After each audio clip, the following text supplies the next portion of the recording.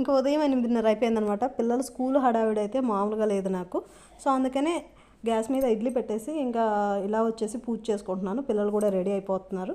So ఇంకా తులసి తీర్థమును దేవుడికి నైవేద్యం పాలు బెల్లం ముక్క వేసాను అనమాట. పాలు లక్ష్మీ స్వరూపం కాబట్టి ఏ నైవేద్యం పెట్టడానికి లేనప్పుడు పాలు కూడా పెట్టుకోవచ్చండి నైవేద్యం కింద. రోజు ధూపం దీపం నైవేద్యం ఖచ్చితంగా ఉండాలి దేవుడికి. ఇంకా ఇడ్లీ అయితే ఆల్మోస్ట్ ప్రిపేర్ అయిపోయాయి. ఇంకా పక్కనైతే హాట్ వాటర్ అనమాట, ఎందుకంటే వర్షాలు పడుతున్నాయి కాబట్టి వేడి నీళ్ళే పంపిస్తాను పిల్లలకి బాటిల్స్లో. ఇంకా ఈవినింగ్ పిల్లలు స్కూల్ నుంచి వచ్చేసరికి వాళ్ళకి నాకు ప్రిపేర్ చేసుకోవడానికి ఏం చేద్దామా అనుకుంటుంటే ఫ్రిడ్జ్లో బ్రెడ్ కనిపించాయి అనమాట. దాంతో శాండ్విచ్ అయితే తయారు చేస్తున్నాను.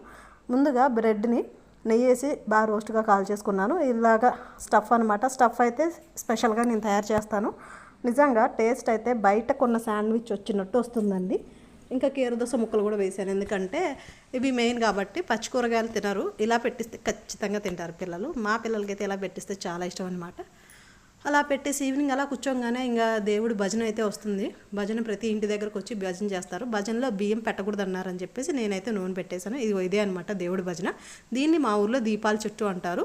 మరి మీ ఊర్లో ఏమంటారో నాకైతే తెలీదు. ఇంకా నైట్ టిఫిన్ కాబట్టి టిఫిన్కి ఈ చలిలో వేడివేడిగా రాగి ముద్ద నెయ్యి, దాంట్లో ఈ పల్లి చట్నీ చేసేసేసాను. సో ఇంకా నైట్ పూట హెవీ అవుతుందని కొంచెం తగ్గించి తిన్నాం అనమాట అందరం. పల్లి చట్నీ నెయ్యి రాగి ముద్ద నిజంగా సూపర్ కాంబినేషన్ అనమాట.